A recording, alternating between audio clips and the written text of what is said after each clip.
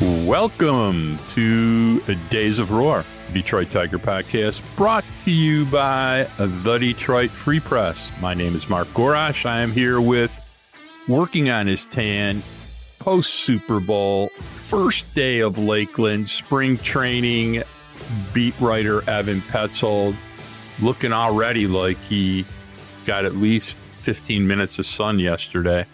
How you doing there, man? You're sitting in the Evan Petzold house in Lakeland, day one.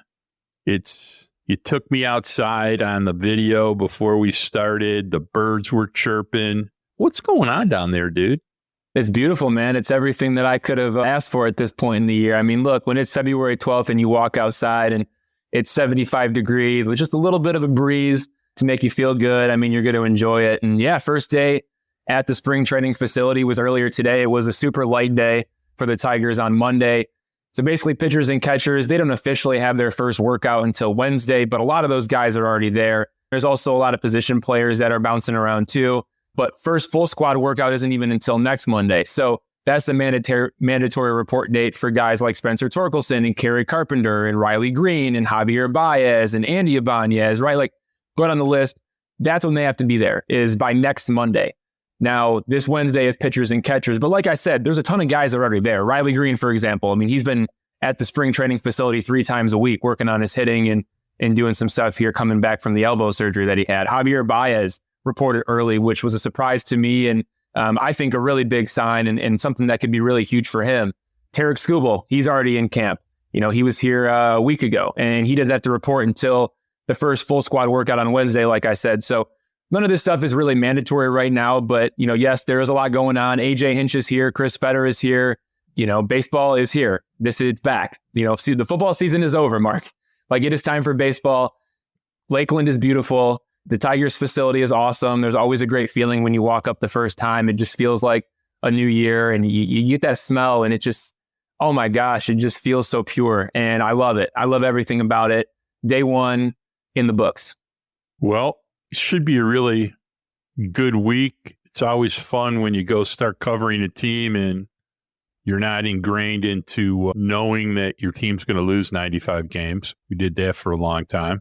There is some optimism, some hope, and an unusual amount of interesting, potentially very good players in camp for the Tigers. It is a vast change from many years in the past. So we got a lot of things to cover today, a lot of things. So let's jump straight in to the Big Two. Big Two, question one. A lot of good starting pitchers, a lot of questions about starting pitchers. So how will the Tigers sort out 6 starting pitchers? What's your ideas about how to do it? And I'm interested. You wrote a great article in The Freep today about all this stuff. So I would suggest everybody go to the digital edition or pick up a paper in your local 7-Eleven while you're getting a Slurpee. Yeah, the rotation question is really big. I mean, that's the question. You know that Tarek Skubal is going to be anchoring the rotation at the top. You know Kenta Maeda is going to be in the rotation. You know Jack Flaherty is going to be in the rotation. Maeda and Flaherty, they'll be in the rotation because they're getting paid. Tarek Skubal, yeah, he's just that good. That's the way it rolls. I would not be surprised if Skubal is the opening day starter. So you have those 3 guys that are automatically locked in. Now you also have Casey Mize, Matt Manning, and Reese Olson, who I would argue are all capable of being in your opening day rotation as well. Well, the problem is that's 6 starters. And the Tigers are not going to employ a 6-man rotation. They are going to go with a 5-man rotation from everything that I've been told so far. So if that's the case, how do you make 6 starters work? Well, A is maybe, you know, one of them gets kicked to the curb and ends up in AAA Toledo to start the season, and you roll with 5 men. Maybe it's Casey Mize, maybe it's Matt Manning, maybe it's Reese Olson, and one of those guys starts in AAA Toledo. But what might be more likely is the Tigers carry all 6 players on their opening day roster, where you could see a piggyback situation between Reese Olson and Casey Mize, where maybe Reese Olson gets to start the game and Casey Mize comes in later, or vice versa, where Casey Mize starts the game and, you know, Reese Olson comes to clean up, and maybe Mize gets, 3-4 innings to get things rolling, gets through the rotation once, and then Olson's able to finish it out. That would do wonders for the bullpen, obviously, if you can get through a situation like that, where you essentially are covering a full game with 2 starting pitchers. that could be really beneficial for the Tigers. I think that might be the way to do it. Remember, Casey Mize, returning from elbow surgery and back surgery, he hasn't pitched in a competitive game since May 12th, 2022, and he hasn't pitched for the Tigers since April 14th, 2022. So this is a guy who has not been on the mound in a competitive game in a really long time. Reese Olson, you can make the case, okay, maybe he needs more seasoning, but does he? Does he really need more seasoning in AAA? Because this is a guy who had a 1.51 ERA across his final 35 and 2/3 innings last season. He was flat out dominant down the stretch. He threw a combined 140 and 1/3 innings last year in AAA and with the Tigers. He's ready for the big workload. But again, it's just trying to make all the pieces fit. And maybe it's not Olson. Maybe it's Casey Mize and Matt Manning in a piggyback type of a role. Maybe Olson kind of gets to be off on his own and do his own thing, whereas Manning has to share that workload with Mize. But that's one way to get 6 starters on the opening day roster. You know, these things have a funny way of sorting themselves out. Pitchers get hurt. Oh my, do pitchers get hurt? Or guys are just bad. So that's definitely a possibility.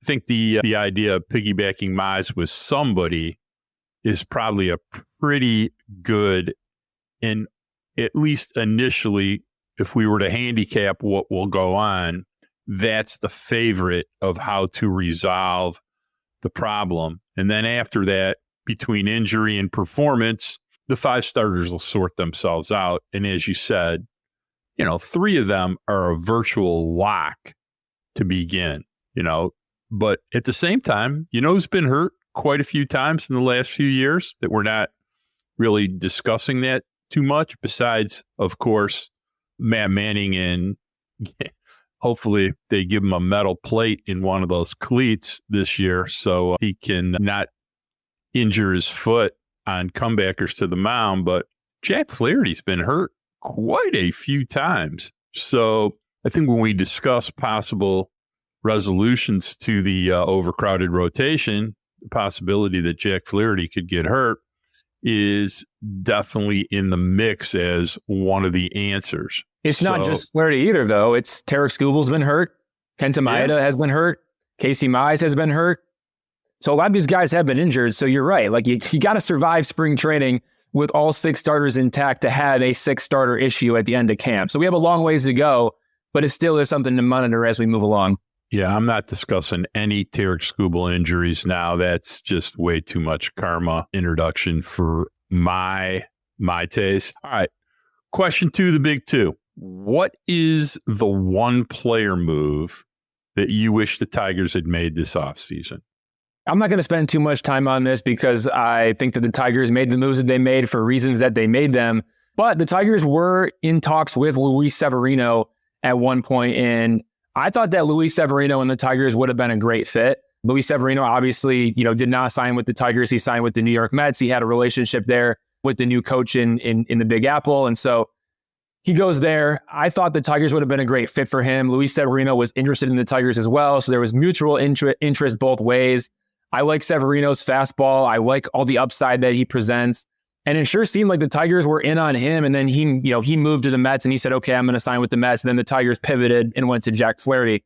I would have liked to have seen them get Luis Severino over Jack Flaherty. I just think that there's more upside and maybe more likely to reach the upside, I would say, in Luis Severino as opposed to, Jack Flaherty. I think Jack Flaherty, you got to fix the delivery. And there's also some other stuff, with his pitch mix that the Tigers could tweak, and all those things are going to happen. Luis Severino, it seems like this guy was just maybe one little movement away from being really good. He had the injuries and he hasn't been able to stay healthy, but at the same time, he's a guy that when he's right, he throws hard, he throws gas, and it's just getting him to repeat the delivery a little bit more. Whereas I think with Flaherty, it might be a little bit more complicated. Again, I haven't really looked at these two guys side by side and evaluated every little detail, but I just have a good feeling about Luis Severino, and I think he would have been a good fit, but the Tigers ended up pivoting to Jack Flaherty.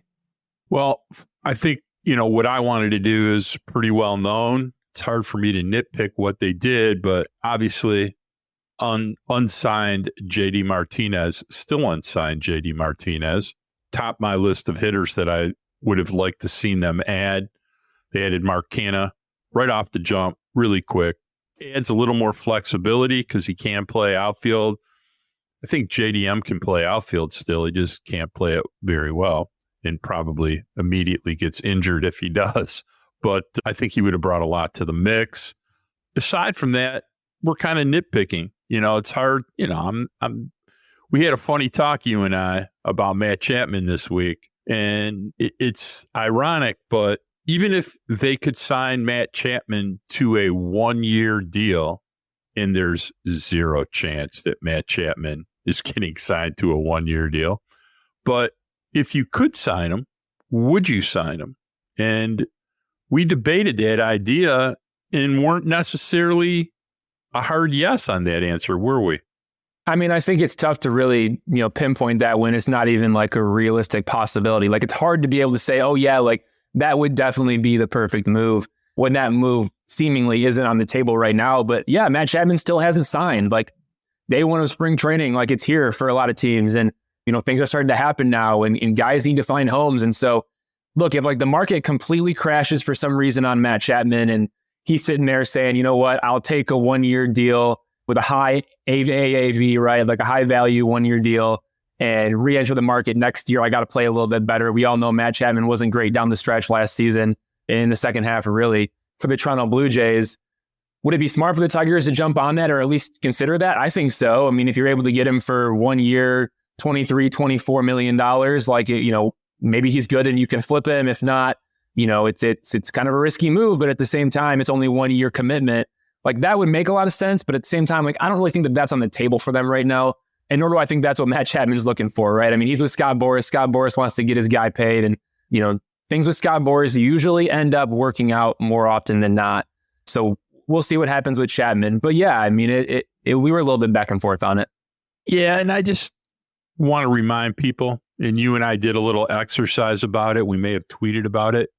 From May 1st on last year, Matt Chapman, I think, was an 84 WRC plus and hit 205. Andy Ibanez was a 120 WRC plus. And Matt Vierling was better than that too.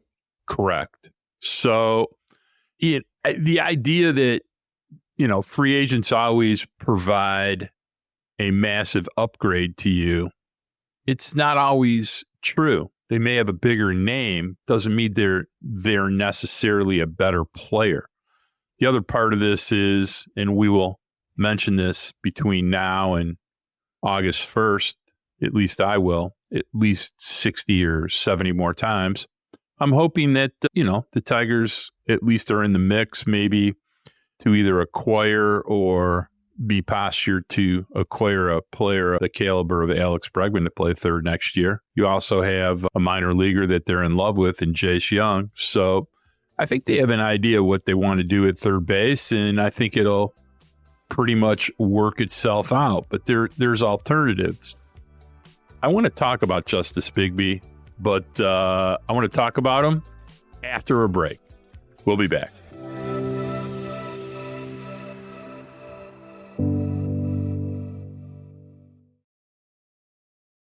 All right, let's get back into it.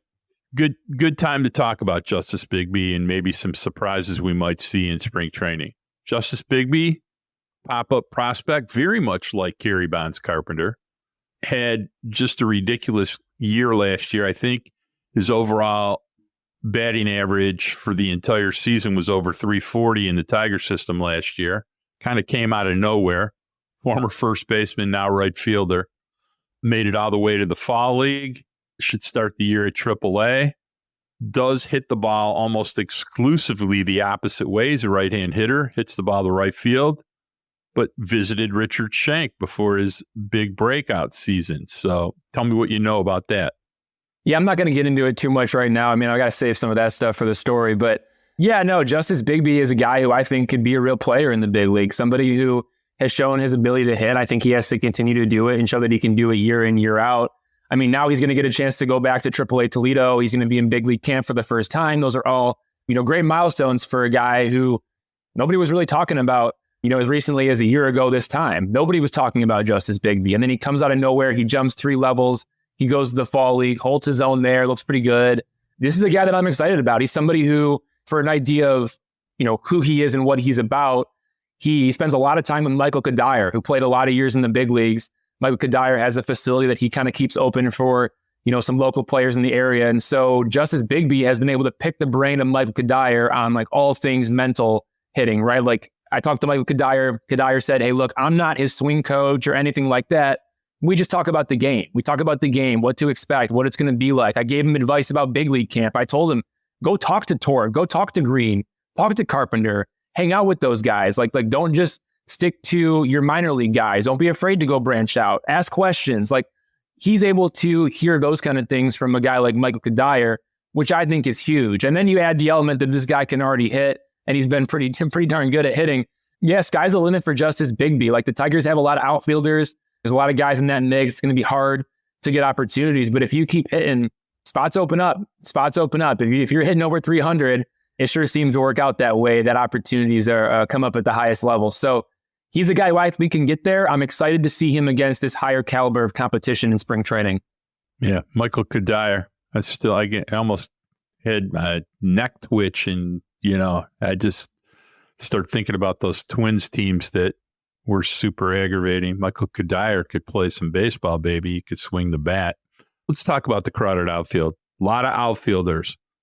You got we've added Mark Canha. You got Riley, Kerry Bonds Carpenter. You got Parker Meadows going to play center. You have Akil Baddoo. Tons of skills. The skills are only on display for short bursts of time, but Akil Baddoo has done a lot of things in 2 years playing for the Tigers. He's had good months. He has power. He can run like a deer. He's pretty good in left field, not too good in center field, can steal a base. He probably has a bunch of trade value. You got Justice Bigbie. Matt Vierling can play outfield and was actually defensively much better than even Mark Gorash thinks. So you got a crowded outfield. I'm curious if you got any thoughts about how that might sort itself out. Yeah, I mean, thankfully the DH is open, right? I mean, again, I go back to this JD Martinez conversation of, signing JD Martinez. Does that automatically make the Tigers better? Yes. Does it automatically put the Tigers in a better spot to win the American League Central? I would argue yes. But does it clog what the Tigers are trying to do from a lineup standpoint, getting their young bats in the lineup as often as possible? Signing JD Martinez would indeed clog that. So the DH spot being open is huge. I think that's huge for a guy like Justin Henry Malloy, who is going to be battling with Akil Baddoo for that last roster spot. We'll get to that in a little bit. But you're right. Like, I mean, you got Kerry Carpenter in there. You got Mark Canha now, Parker Meadows. Parker Meadows is going to be playing center field every single day. That's how it's going to roll. You can put him on that list. Riley Green bouncing back and forth between DH spot and outfield a little bit early on. I know they want to protect his body as much as they can. Mark Canha can play first base if Torkelson ends up DHing, so he has a little bit of flexibility, but not as much. I do think Canha's a pretty smart outfielder, though. And then obviously Kerry Carpenter, who I think is probably going to spend most of the time in the DH spot, but at the same time, his defense has gotten better over the last 2 seasons. We can't forget about the improvements Kerry Carpenter has made defensively. So sure, too many outfielders, and that might really hurt Akil Baddoo's chances of making the opening day roster. Maybe it could hurt Justin Henry Malloy's chances of making the roster if the Tigers end up going with Baddoo as opposed to Malloy. I think we're going to see a lot of Matt Vierling at third base. I don't think we're going to see him in the outfield very much at all. I think we might even see maybe more Andy Ibanez in the outfield than we see Matt Vierling in the outfield. That's just my opinion on it now. We'll see how it plays out. But yeah, like, is it a bad thing to have too many outfielders? I'm not so sure about that, especially because the DH spot is open. It gives AJ Hinch a lot of flexibility to match these guys up righty-lefty, and also allow some guys to settle into everyday roles. Like if Kerry Carpenter is able to rake against lefties, which, he has said he can do. We've seen him hit lefties a little bit, but to be able to sustain it, he really slowed down at the end of the year last year. He struggled down the stretch last year. Let's just not forget that. And that was after AJ Hinch gave him more opportunities against lefties. So if Kerry's worked on hitting against lefties and he shows he's able to do it, maybe he's an everyday type player, either DH or corner outfield. But if he can't hit lefties, then he's not going to play against lefties. It just doesn't make sense.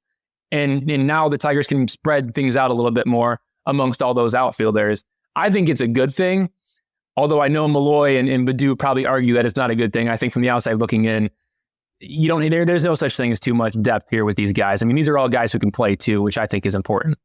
I think that what we forget about the way AJ Hinch manages is that is there a good chance that sometimes when a lefty starts that Kerry Carpenter's sitting on the bench? Yeah. Do I think that he enters the game in the 5th or 6th inning as soon as relievers start coming in? Always. So what are you really losing when he doesn't start? 1 or 2 at bats? It's just, optimizing who you have in the lineup and making sure everybody gets playing time. I think people sometimes read a lot more into that than, really is going on. So over the course of a season, does it cost you 70, 80 at bats? Yeah. Is it a big deal? Hell no. I got a different question for you that I've been thinking about. How many games do you think Riley Green plays in center field this year? I don't think he plays any games in center field. I think he's going to play corner outfield and he's going to play DH. We got to talk about Riley Green. This is an important player for the Tigers, not only this season, but for many, many years to come. I've said it. You agree with it. I know you do. Riley Green is the Tigers' best hitter when he is healthy. When he is healthy and clicking on all cylinders, he is the best player in that lineup. No question about it. I don't think there's any question.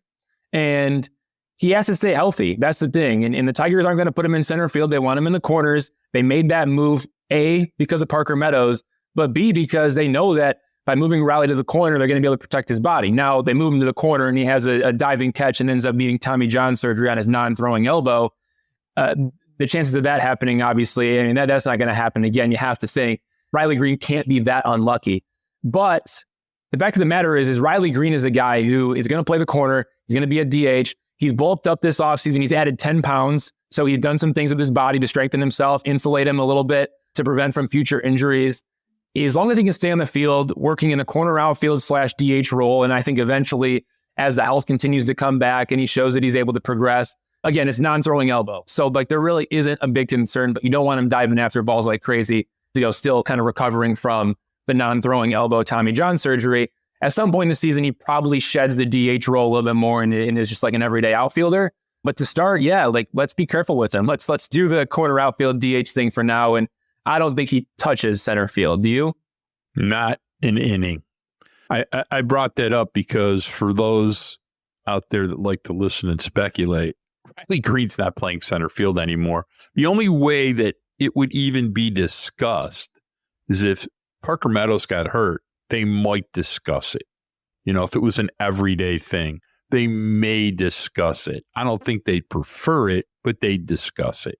So I am curious, who else is going to play innings in center field if Parker Meadows does not? Is that a Matt Vierling going to play center field? Is, Zach McKinstry going to play center field? Who's going to play center field? Okay, so I guess if it's just in a pinch or if they need him here and there or something like that, Mark Canha. But Mark Canha in center field. I think Mark Canha is a smart outfielder, and he has a lot of experience in center field. Now, a lot of that was earlier in his career, but he has more than 1,000 innings in center field as a big leaguer. And he's played center field as recently as the 2022 season. And sure, going back to 2022, it was only some 70 innings, but at the same time, this is a guy who has experience in center. He understands the corners. He knows how it all works.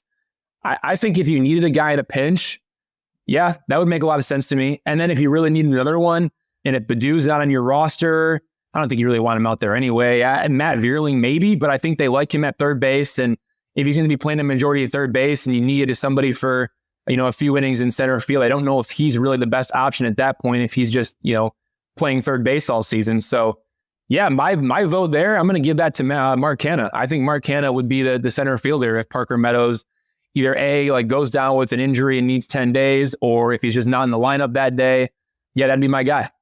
I think that's a strangely interesting question to ask AJ Hinch. And the beautiful thing about you being in Lakeland, you get to talk to AJ Hinch every day now. So these are, and this is the time of year to have on and off the record discussions and kind of take the pulse of where AJ thinks this team might go. This is a good time to find out some things. I think it's a little early to find out some things because we haven't played much baseball and you don't really see people perform in games. But it's a question I think we needed to bring to the surface. Those of you that think that Riley Green's transitioning back to center field if Parker Meadows takes a day off or gets hurt, probably highly, highly unlikely. All right, one of the best undervalued, kind of under the radar parts of the second half of the Detroit Tigers season last year was how well their bullpen performed, notwithstanding the everyday Jose Valverde quality level of closing they got. So let's talk a little bit about the bullpen, how much depth there is, and is it a lock that Alex Lang is going to be the closer?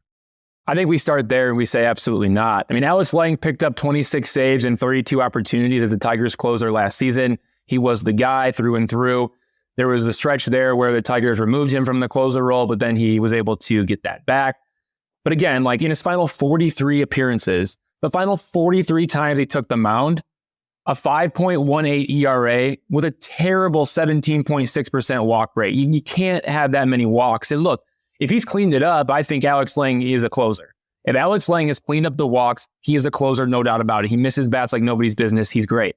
He is awesome. But if he's going to be walking guys at above a 10% clip, let's just say, I don't think that's closer quality with this bullpen because the bullpen is deep. They have a lot of options. They have a lot of weapons. Andrew Chafin is a lefty. He can be in that mix. Alex Lang, obviously, as we've been talking about, he's a right-hander with Jason Foley and Shelby Miller. I think those are the four guys that you look to get you the job done in the ninth inning. I don't think it's going to be Chafin. I don't think it's going to be Lang.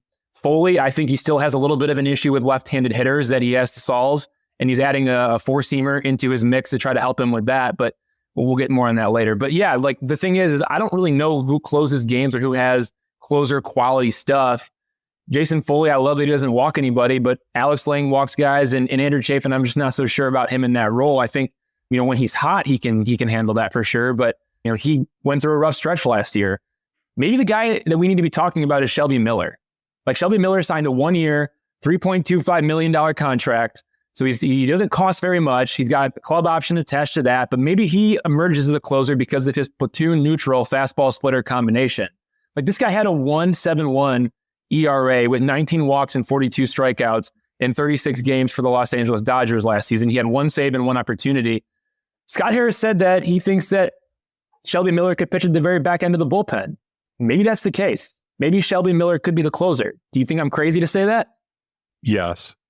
I think that getting 3 outs in the ninth inning, it's just a different thing, man. I mean, and Shelby Miller's been around in this league for such a long time, though. That wouldn't faze him as much as it would faze maybe an Alex Lang who struggles to throw strikes, or a Jason Foley who still needs to continue to build up his confidence, or Andrew Chafin who has never been in that role in his entire career.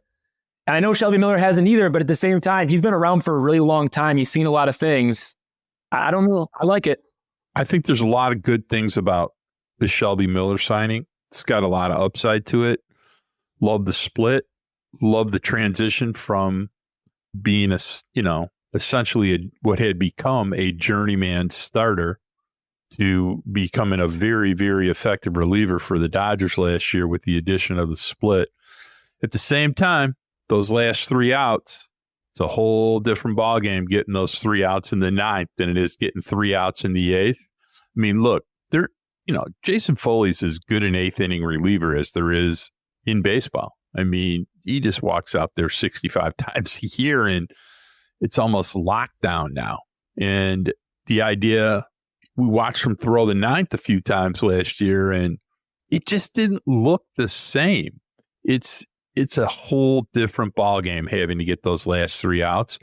At the same time, I do love me some Jason Foley, because when you look at the progression of his career, he adds something every year. He adds a little more command. He adds a little better slider. He adds a little better changeup. Velo has jumped every year. And if there's a guy who is going to transition to the ninth inning that I think can make the step, and he got his feet wet doing it last year, I think Jason Foley is that guy. Does he need to miss a few more bats? Yeah, it would be a good idea. Do I think he can get 3 outs if he locates his pitches? Abso-damn-lutely. He throws a damn bowling ball up there almost every pitch. He'd be at the top of my list if you're asking me, are Tigers going to have a new closer? I think Jason Foley's the guy. I think Jason Foley's a great option. I think he has to be better against left-handed hitters too, though. I think we can't forget about that. This is a guy who added that changeup to try to make it work. And, the changeup, probably too many non-competitive changeups, pitches in the dirt. He had some nasty ones. Like I go back to his first save of his career when he struck out Jose Ramirez. It was a nasty changeup down and away. And he struck out Jose Ramirez, right, of the Cleveland Guardians, who never strikes out, but Foley beat him. And that was really, really impressive. And that was a pretty nasty changeup. But he wasn't able to repeat it as often. So I think he has to sharpen up the changeup a little bit. That could help him against lefties. Also, a very interesting Jason Foley stat for you. His 1.5 F4, that tied for fourth among 59 relievers with more than 60 innings and fewer than double-digit saves, making him one of the best non-closers in baseball last season. So if there's a guy that's ready to take the next step, I mean, that tells you everything you need to know right there. This guy was one of the 4 best non-closers in baseball. Like, this is a guy who is able to take that next step as a high-leverage reliever. Primarily pitched the 8th inning. He's really good at it. We'll see what happens. I think what's more encouraging, though, is that we can sit and debate this. We can debate Jason Foley or Shelby Miller or Alex Lang or Andrew Chafin. I mean, the back of the bullpen is very, very deep, and so is the front end of it as well. Like, there's a lot of different options. We haven't even talked about Tyler Holton and how great he was last year. If he puts together another good season, I mean, there are just so many options to go and win you a game at the end when you need to get those final last 12 outs, right? Like, they have the options to go do that now, and I think that's really impressive. It's so good. And I want to remind everybody, the part of every baseball team, especially good baseball teams, that you never are counting on, where guys pop up out of nowhere, Tyler Holton, is the bullpen. I mean, last year, the Tigers claimed Tyler Holton, in kind of a move that all of us just went, eh. And it was in spring training. I remember it. I mean, this guy shows up and it's Tyler Holton and I have no idea who it is. And I'm going to be honest, I didn't interview him that day. A group of reporters went over to interview Tyler Holton, the latest waiver claim, and I had other things to do that day. So I did not go talk to Tyler Holton on day one. My colleague, Jeff Seidel, the Free Press, went and talked to him, but I said I have other things to do. And do I regret that? No. Yes. But did anybody see this coming from Tyler Holton? Absolutely not. He was a new guy that just showed up in spring training randomly, and there he was. And then turns out he becomes, one of the best relievers that Tigers have in the bullpen. Not a guy who's going to pitch high leverage innings, but a guy who's going to give you an inning when you need it, 2 innings, up to 3 innings. He can do it all. And he's lefty. You want to talk about big reliever WAR numbers? Tyler Holton right there, baby, is about as big as you can get. And, on this topic, let's talk a little bit let's spend a minute about some potential pop-up guys, some guys that might be interesting in the bullpen. Let's go through a few of them. First of all, I'm not a huge Alex Faedo guy, and he's probably going to end up starting at Toledo. But Alex Faedo in relief, he was a lot more interesting, A. B, he's been working with Tarek Skubal all winter in Arizona. And for context, Alex Faedo lives in Florida, and yet he spent the entire winter in Arizona. And he's been really, really working on developing a new grip for his changeup, which is a big pitch for Alex Faedo and a pitch that put him on the DL twice last year. So expand on that a little bit. Yeah, he's had the fingernail issue, and that's been a problem for him. I was actually told that it was a sinker grip and maybe moves like a changeup. So I'm looking forward to talking with Alex and digging more into that. But there's nobody better to be working out with in the offseason than Tarek Skubal. I mean, you go look at that guy, his legs are like tree trunks. I mean, that's Tarek Skubal. He's a big dude and he's bad. And you feel his presence every time you stand next to him. And I'm sure hitters feel his presence when they stand in the box and they look at the mound and there's Tarek Skubal. And so if there's a guy to be doing your workouts with, not even just pitching stuff, like pitching aside, to be working out with Tarek Skubal, I mean, they do such a great job. Justin Wakefield does down in Arizona. He trades a ton of NFL guys, Major League Baseball guys, and obviously has been with Skubal for a long time and now has added Alex Faedo as well. And yeah, there's no one better to work out with. I'll be interested to see what happens with Faedo. He's in that weird mix of the Bo Brisky, Alex Faedo, Sawyer Gibson-Long, Mason Engler, Joey Wentz type group of guys who could serve as swingmen in the bullpen. They've all prepared for spring training as starters, but not all of them are going to be starters when the season begins because the Tigers have 6 starters. And if you want to throw Sawyer Gibson-Long into that mix because he pitched so well down the stretch last season, they have 7 starters, let's just say. So we get to see these guys being used in the Mud Hens rotation or in the Tigers bullpen. I said this before, I'm going to say it again. I think Joey Wentz is an obvious candidate to be in the Tigers bullpen because he doesn't have any minor league options remaining. The Tigers would have to remove him from the 40-man roster. He'd have to be run through waivers and another team could claim him if they decide to send him down to the minors. So I think he could be a fit for the Tigers bullpen because he's another lefty. I think he makes a lot of sense. It gives them like a second version of Tyler Holton maybe who could give you more than 1-2 innings, could build you up. And then Alex Faedo, I think he's more of a candidate for the Mud Hens rotation because he received a fourth and final minor league option for this year. So he can be sent back and forth between the Detroit and Toledo without needing to be run through waivers or taken off the 40-man roster or anything like that. So when you look at the roster detail, I think that's how it might shake out. But yeah, there's a lot of good guys in that mix. Bo Brisky, I think, will be great in the Tigers bullpen. I mean, he was fantastic last year coming back from injury. So those are really the two things to monitor in spring training about the bullpen. It's A, the closer role, and then B, all these swingmen, and how is it all going to work itself out by the time the team breaks camp for Chicago for opening day. Funny fact, who do you think pitched more innings last year? I know you know the answer to this, but let's share it. Who pitched more innings for the Detroit Tigers last year? Tarek Skubal or Joey Wentz? That'd be Joey Wentz. Correct. One of the few Tiger pitchers that threw over 100 innings last year. And they weren't great innings, though. Let's not forget. It was a 6.9 ERA, 105 innings, 47 walks, 98 strikeouts. I think this stuff is going to play fantastic out of the bullpen, though. I mean, man, he was rough as a starter, but you give me Joey Wentz for an inning or two out of the pen, I think it's going to be nasty. From the left side, too? Come on now. Look, there's some upside in Joey Wentz, and I think people that want to mock that, quickly forget a few performances and what he did at the end of 2022. He was pretty damn good. I'll tell you an arm that a lot of people like, has a really good relievers out pitch, and is sort of a guru when it comes to pitch data, is Brendan White. And I want to talk about Brendan White because he could do some pretty interesting things. But we're going to take our last break.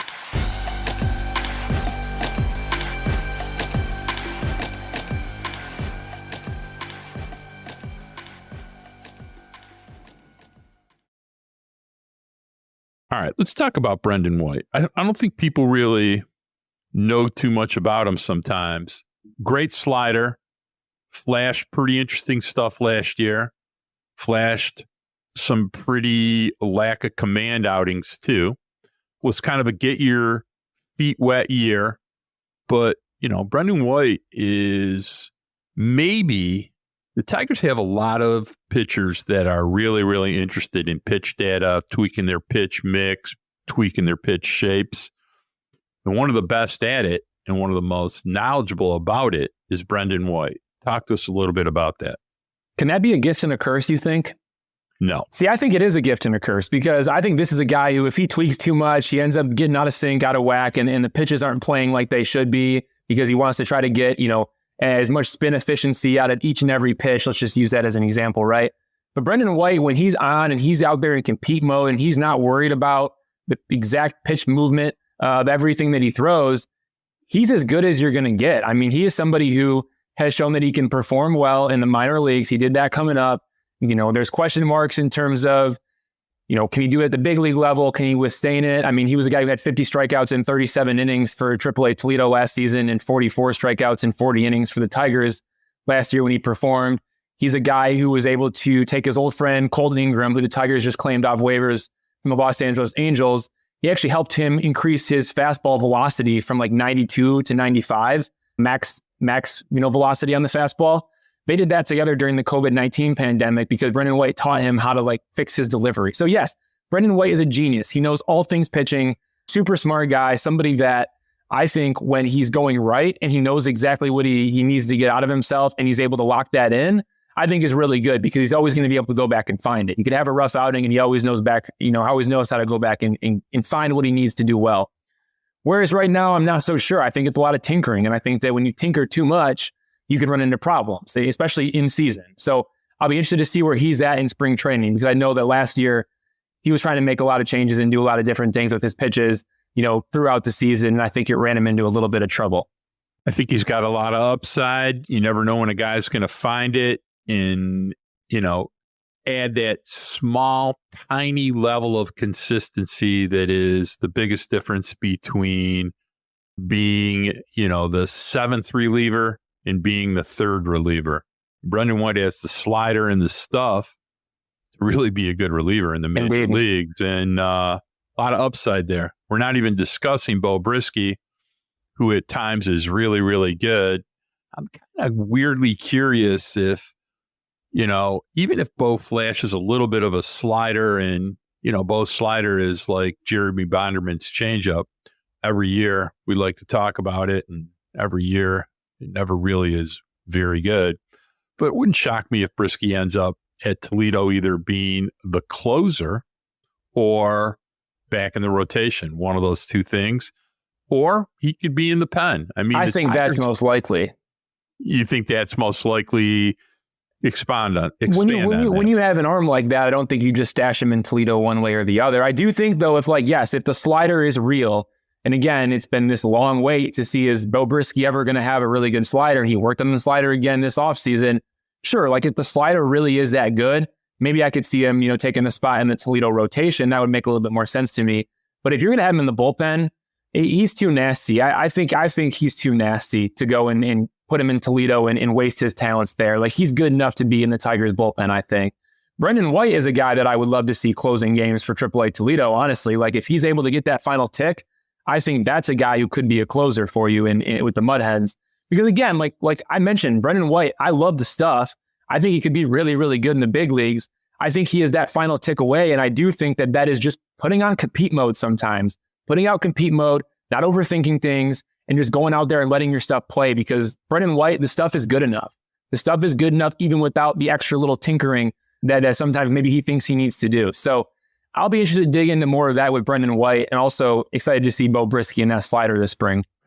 There's a couple other arms that are talked about quite a bit. One, in addition to that isn't talked about, that we're going to see in spring training. It's always a fun part of spring training when you get to see players that you don't normally get a chance to see a lot. But you have Ty Madden, you got Wilmer Flores, two guys that you think are starters that could end up being relievers.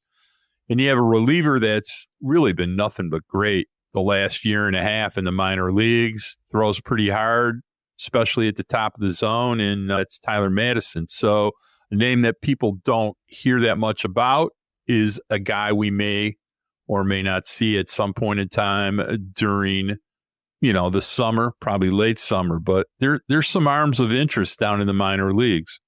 Yeah, and we're going to get a chance to see all those guys this spring. I think one of the bigger storylines is what's going to go on with this battle for the last man on the roster. I think we need to set the table for that, because if you really map it out and you really look at, what the Tigers roster is going to look like, I think it really comes down to an outfielder, and it comes down to Justin Henry Malloy or Akil Baddoo. I want to get your take on that, Mark, because I know that you've watched a lot of Baddoo over the years, of course, and you have your takes on Malloy. We kind of had talked a little bit earlier this week about, we had talked a little bit last week about, who's the comp for Malloy? And I said Lamont Wade Jr., and you said Mark Canha.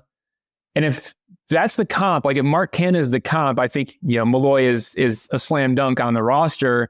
I don't know, where are you at with this final roster battle, the potential of it coming down to Malloy or Baddoo?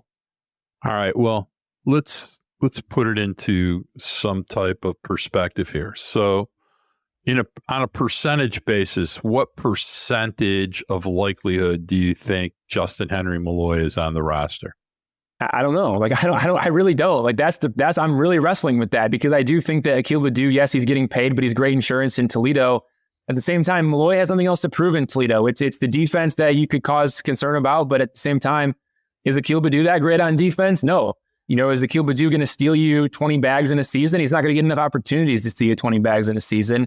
And at the same time, he's had opportunities in the past and hasn't been able to do it. So when you really look at the two players and you compare them, I like Malloy for the plate discipline and for the ability to get the ball and put it into play. I know the in-zone contact rate isn't amazing, but at the same time, if he's a guy who can hit you 250 and he's going to walk at a 13% rate, I think that's good enough for me, because he's got enough power to hit you, 15 plus home runs, whereas Akil Baddoo is not going to hit you 15 plus home runs. That's just not happening. All right, let's take 60 seconds and walk through a few things. Okay. Guy on the bench needs to have specific skills that he can bring to situational baseball late in the game or an occasional start, but mostly, say, post sixth inning, you have to have the skill that you can employ to help you win a game situationally. Fair or unfair? And that's where it probably leans towards Baddoo. Okay. So I want to ask you, faster runner, Akil Baddoo, Justin Henry Malloy? Akil Baddoo. Can steal a base, right? Is there actually as much difference in their capacity to draw a walk as we might think. I mean, look, Malloy's ability to draw a walk in AAA is beyond unique, but Akil Baddoo has a pretty damn high walk rate, does he not? I think we'd have to see Malloy in the big leagues to really make that case, but I do think that, sure, you could compare the two in that way. Right. And more effective opportunities for a left-hand hitter or a right-hand hitter, just based upon, how many situational opportunities there are for handedness. Lefty, righty. That's a good point. Okay. And Akil Baddoo, not so great in center field, meh in right field, pretty good in left field. Justin Henry Malloy, defensively? Not good anywhere. Okay. So at least as far as I know, we got to see him in spring training. I don't want to write the guy off too soon, but yes, from everything that I've been told and from what I've seen, the limited things that I've seen, yeah, not so good defensively. All right, but he worked on it a lot this offseason. When you add up the specific talents of a bench player, it really isn't competitive between the two of them as far as the menu of skills that Baddoo has versus what Jahan has. Let me ask you a question, though. Let me ask you a question. Who changes the game with one swing of the bat? Are you going to tell me that Justin Henry Malloy has got a lot more power than Akil Baddoo? I think enough more power that maybe it leans in his favor in that way. Yeah, I'm not so enough sure. Enough that I'm bringing it up. I mean, look, you talked about it all last season, man. Akil Baddoo and the barrels. I mean, that's just when Malloy makes contact, he does hit the ball pretty hard. So is Jahan a more consistent hitter than Akil Baddoo? Probably yes. I'm not so sure he's got a lot more power. Well, now I know why the Braves traded him. So there we go. But at the same time, here's what I would say.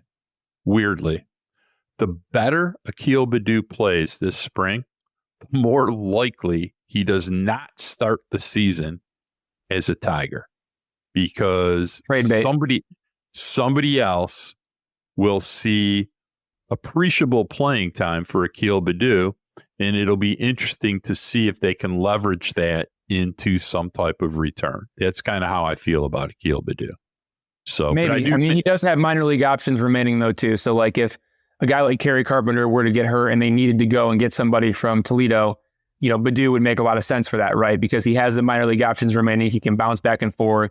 And he is making $1.55 million this year as a Super 2 player in the salary arbitration process. So he's making good money and has the options to be able to go back and forth. Again, I think it's going to be very interesting to see who makes a team out of camp, Justin Henry Malloy or Akil Baddoo. Obviously Akil Baddoo is a guy who's been around for a little bit. Justin Henry Malloy, if he makes a team out of camp, that service time clock starts immediately. If they wait 15 days, they get another year of control over him. But if Malloy outplays him, I think Malloy's got to be on the roster. And maybe Baddoo is the answer because he can do some things late in games, like you said, when it comes to stealing bases and drawing a walk in important situations. It's an interesting way of looking at it. But I still don't think that Akil Baddoo is ever going to tap into his power potential, whereas I think, Malloy could be a guy that can hit you 20 home runs because he's going to run into enough of them. That's my opinion on it. We'll see. And if he's healthy, do not sleep on Ryan Kreidler either. Never sleep on Ryan Kreidler. You can't. Brings a lot to the locker room, brings a lot to defense, and he can play multiple positions, and he can hit a homer from time to time. He's a classic, useful bench player. All right. Before we get out of here, I'm going to ask you one more question. Spring training is going to start here in a few days. You got a pop-up player. You got a guy you can't wait to see. You got a guy that someone's going to say wow about the first time they see him. I mean, I don't know if it's really fair to say Jackson Jobe, but can I please say Jackson Jobe here? I mean, the guy is incredible. Everything that I've seen from him, everybody that I've talked to, the data that I've looked over, I've talked to him. I talked to him as recently as, just this offseason for a big story that I wrote about him. Like it's a guy that I'm excited to see him face big league hitters. I cannot wait. I think he is going to be just absolutely devastating. And I think by the end of spring training, everyone is going to be saying, yes, Jackson Jobe needs to be pitching for the Tigers at some point in 2024. He's got to go back to Double-A Erie. He's got to learn the ropes there and show he can do that. He's got to show that he can handle Triple-A Toledo too. But this is a guy that if he dominates AA Erie and AAA Toledo. I think there's no question that he can pitch for the Tigers in 2024 because this stuff is just that fantastic. He's moved to the third base side of the rubber. The Tigers instructed him to do that going into the Arizona Fall League. He saw a significant increase in zone whiff on his fastball. So his fastball is missing bats in the zone because it's more deceptive from the third base side of the rubber. The changeup is disgusting. The slider, he had to turn it into more of like a sweeper type of pitch because he needed more command on it. Hitters were able to eliminate that pitch last year. So he was throwing it obviously with the big break down and in the dirt. Hitters would just eliminate that and then they'd be able to wait on and try to sit fastball. So he was able to tighten that up a little bit. Now he's going with more sweeper. And he's going to be going back though to that bigger slider that we saw when he got drafted. So we're going to see the bigger slider again. The changeup obviously is there. You know, the fastball is good. He added the new cutter, which is kind of like a blend in between the fastball and the slider. You don't know which one you're going to get. Well, there, it's a cutter. So it can confuse hitters in that way. He really seems to understand who he is as a pitcher. I think that's going to be on display. I mean, we are going to see a great changeup. We're going to see a good fastball. We're going to see that bigger slider coming from the third base side of the mound. I'm all in on Jackson Jobe. I think he's going to be fantastic. I can't wait to watch him. Yeah, I think that anybody that follows me on Twitter, that's mgorash at sports5176, and you can follow Ev too. Ev, tell them your Twitter handle. We never do this, so at least so they know that they can follow you. What's your Twitter handle before I give you my Jackson Jobe tweet? Just my name, at Evan Petzold. All right. I put out a tweet the other day. I cannibalized from MLB.com a fast 1 minute of Jackson Jobe, just embarrassing hitters in various ways. And it was even before, some of them were even before they had moved them to the third base side of the rubber.